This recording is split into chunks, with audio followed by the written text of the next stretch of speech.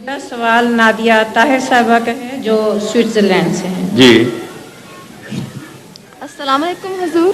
وعلیکم السلام. میرا سوال ہے کہ لا مذہب، اب لوگ کہتے ہیں کہ مذہب تمام فسادات کی جڑ ہے، اور پھر وہ مثالیں دیتے ہیں جیسے ہندو، مسلم اور یہ کیتھولک اور پروٹیسٹنٹ، اور جو آج کل افغانستان میں ہو رہا ہے. اس کے مقابلے میں ہمارے پاس کون سے کاؤنٹر آرگومنٹس ہیں؟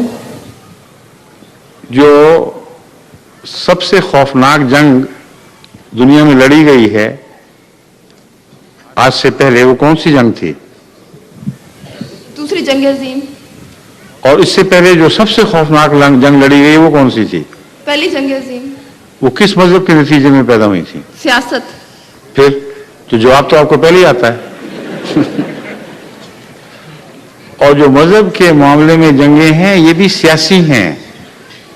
یہ جھوٹ ہے کہ وہ مذہبی جنگیں ہیں. سیاست نے مذہب کو استعمال کیا ہے، ورنہ ہے سیاست ہی جو مذاہب میں دخل اندازی کر کے جنگیں کرواتی ہے. یہ جو کچھ بھی ہو رہا ہے عراق، کویت، ایران، بوسنیا، ان سب کے پیچھے طاقتیں بیٹھی ہوئی ہیں. وہ ان لوگوں کے مذاہب کو استعمال کر کے ان علاقوں میں کا امن برباد کر دیتی ہیں، اور آپ بھولی بھالی بن کے پیچھے بیٹھی رہتی ہیں کہ ہمارا کیا، تو ان کے مذہب کا اختلاف ہے. مذہب کے اختلاف کروائے جاتے ہیں، ان اختلافات سے ناجائز فائدہ اٹھایا جاتا ہے.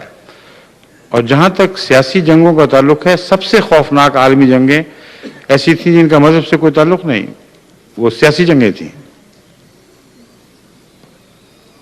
اور سوال کوئی؟ جی شکریہ. جزاک اللہ حضور. اگلا سوال کیا نام کیا؟ ناصرہ یاسین صاحبہ کا ہے جو ملیشیا سے ہیں. کون؟